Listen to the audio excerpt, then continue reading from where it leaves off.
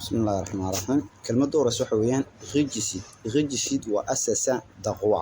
waa qofka ku dhagarooba ee dila boqor dhagar qabaha caynkaas waxa la dhahdaa regicide example wuxuu yiri le regicide Rafayaka ninkii ku dhagaroobay ee dilay boqorkii loo oran jiray Rafayaka tusaale kale wuxuu yiri le révolution regicide waxay ka dhigan tahay mudaharaadka iyo rabshadaha iyo kacaanka ay shacabku kacaan marka dambena la dilo ninka boqorka waxa la dhahdaa révolution regicide tusaale kale wuxuu yiri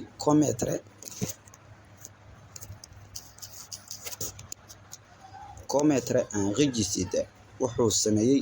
oo uu falay dambi regicide dhagar qaba oo boqor la dilay ayuu sameeyay waxa la dhahdaa regicide waa dhagar lagu dhagaroobay oo la dilay boqor remission waxa weeyaan baqdon afiska la dhahdaa dambi dhaafka oo kale ilaahay dadku u cafiya waa dambi dhaaf boqoradu qof dambi ay ku haystaan amba maxkamadu qof ay dambi ku haysato oo iska saamaxda remission waxa weeyaan waa cafiska dambi dhaafka ayaa la dhahdaa saas oo kale macno labaad bay leedahay diminution markuu wax hoos u dhaco ee taalkiisii iyo awoodiisii sida xanuunka oo kale markuu qofka ka yar fududaado marka xumadu qofka ka jabto waxa la dhahdaa remission waxa la mid ah grâce tusaale wuxuu yiri la remission des péchés waxay ka dhigan tahay dambi dhaafka remission afiska laga cafinayo qofka des péchés dambiga marka dambi dhaafka waxa la dhahdaa la remission des péchés tusaale kale wuxuu yiri obtenir dédier la remission de ces péchés ilaahay oo dambigaaga dhaafa saabay ka dhiganta obtenir waxaad ka heshay dédier ilaahay la remission inuu ka saamaxo de ces péchés dambigaagii saabay ka dhiganta tusaale kale wuxuu yiri vicier les deux prisonniers dila oo toogta labada maxaabiis sans remission wax naxariisa iyo wajiga ha u gelina saabay ka dhiganta tusaale kale wuxuu yiri je vous accorde waxaan kuugu daray encore haddana waxaan kuugu darayaa 24 heures 24 saacadood oo kale ayaan kuugu daray sans remission inta wixii ka dambaysa waji kale iyo naxariis ay iga sugay marka waxa kale oo la macnaa remission wajiga iyo faveur-ka qofka loo naxariisto loo sameeyo necessaire ayaa la mid marka muxuu yiri je vous accorde waxaan kuugu daray haddana encore 24 heures 24 saacadood haddana kuugu daray sans remission inta wixii ka dambeeya necessaire ma jiro sabab ka dhigata tusaale kale wuxuu yiri il y a un peu de remission dans sa fièvre ninkan imika in yar bay ka jabtay xumadii marka waan iniga yiri remission macnaheedu kale waxa weeyaan wixii hoos u dhaco jaba marka wuxuu yiri il y a waxa jira un peu de remission in yar bay ka jabtay dans sa fièvre xumadii ninkan way ka jabtay midalan 40 degree bay ahayd imika uu soo qabowaanaya waa 20 degree 30 degree buu noqday tusaale kale wuxuu yiri la maladie est en remission la maladie est en remission xanuunkii in yar buu ka roonaanaya maanta uu fiican yahay saana kuba orano ayay ka dhigan tahay marka la maladie xanuunkii est en remission uu ka yar roon yahay maanta uu fiican yahay tusaale kale wuxuu yiri il y a waxa jira in remission sensible hoos u dhac ayaa aad u jira don les pou ninkan wadnihii baa sii dhaadhacaya wadnihiisii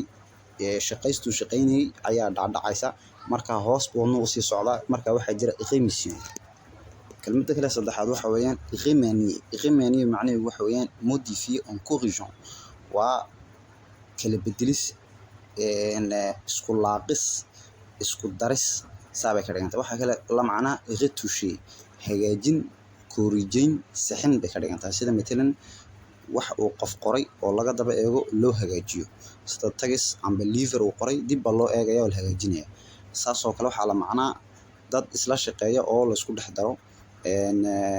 wasaarad oo shaqaalihi la isku dhex daro waxa la dhahdaa remanier tusaale wuxuu yiri remanier un texte waxay ka dhigan tahay tagiskan iyo waxaan uu qofkan qoray dib u saxa oo dib u eega uu hagaajiyo saabay ka dhigan tahay tusaale kale wuxuu yiri remanier le ministère wasaaradda isku dhexlaaqa wasaarad yani waa wasaarad dhexdeedii maxaa ka dhacay waa la wada hagaajiyay waa la isku wada daray waa la isku laaqay yani qofkan baa kan laga qaaday halkan kale la geeyay kan kale kan laga qaaday xagan baa la geeyay waxa lagu sameeyay remaniement isku laaqis isku daris ayaa la sameeyay waxa kale oo la macnaa hadana tusaale kale wuxuu yiri remanier les plannings de mois bishan planning ay ka eeganayaan shaqaaluhu sida u shaqeynayaan waa la isku dhex daray qofkan oo halkan ku jiray ayaa halkan la keenay kan kale kan baa laga soo qaaday qoladan baa lagu daray waa remanier waa la isku dhex laaqay bay ka dhigantay kelmadda kale asana waxa weeyaan waa iyada iyo mooye markii hore tii hore verb bay ahayd afraad waxa weeyaan remaniement waa sidaas oo kale modification waa isku dhex daris isku laaqis tusaale remaniement ministerial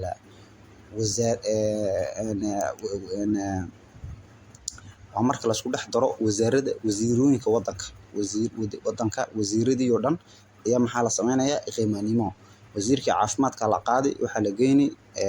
tacliinta kii tacliinta la qaadi waxaa la geeni wasaaradda ganacsiga ee beeraha kii kale waxaa la soo qaaday wasaaraddii maaliyadda waxaa la geeni wasaaradda ciyaaraha iyo sportka maxaa la sameynayaa remaniement ministerial wasaaradii iyo wasiirooyinkii ayaa la isku dhex laaqayaa xitaa qaar kaloo jidida wasiir ahayn baa la keenay waxaa la dhahdaa remaniement waxay ka dhigan tahay isku dhex farxid isku dhex darid hagaajin bay ka dhigan tahay kelmadda kale asna waxa weeyaan ronfler waa verbi ronfler waxa weeyaan faire un bruit pendant le sommeil oo qofkii oo khooriya waa khoorista xinka qarafta la sameeyo waxa la dhahdaa waa ronfler tusaale wuxuu yidhi Nicolas ronfle quand il dort Nicolas ninka la dhahdo uu khooriyaa markuu hurdo saas oo kale un cheval ronfle doucement faraskan aayar buu qaraftu wahay xayawaanka qaarkood sida dameerka faraska markay cadhoonayaan amba markay habeenkii oo kale ay cunto cunayaan waxay sameeyaan qaraf bay sameeyaan way afkay ka guuxaan guuxa waxaa la dhahdaa ronfler ayaa la dhahdaa tusaale kale wuxuu yidhi le bol ronfler a commencé weelkii cuntada lagu karinayay ee maqlihii dul yaalay showladda xiin buu sameynayaa oo guuxaya marka guuxa iyo xiinka iyo khuurada waxaa la dhahdaa ronfler kelmadda kale lixaad waxa weeyaan ronflement waa iyadii oo mooye action de ronfler qofkii khuuristii iyo xiinkii weyn tusaale wuxuu yidhi le ronflement du moteur mooteerka gaadhigu uu xiimaa uu guuxaa waxaa la dhahdaa ronflement du moteur kelmadda kale asna waxa weeyaan waa ronge waxay ka dhigan tahay easy on coupon avec les dents par petit morceau waa hoosta ka cunis aayar cunis sida jirka oo kale saamuunta aayar buu cunaa daxalku wuxuu cunaa waa maaragtay jeengadaha aboorku wuxuu cunaa qoryaha aayar buuna cunaa mar qura maaha aayar u cunayo ayuu hoosta ka dhimanaya waa ronge tusaale wuxuu yidhi souris qui ronge du pain jiir cunaya furun uu gogoosanaya aayar buu gogoosanaya saabuu ku dhammaynaya tusaale kale wuxuu yidhi la rouille ronge les vers daxalku wuxuu cunaa biraha ayuu aayar u cunaa cette pensée me ronge tusaale kale wuxuu yidhi fikirkan ayaa naftayga saaray oo waan ku dhintayba saan fikirkan uga fikirayay anigiiba ku dhammaaday saabay ka dhiganta le chagrin le ronge murug iyo fikir ayaa naka naftii ka saaray kelmadda kale asna waxa weeyaan waa riche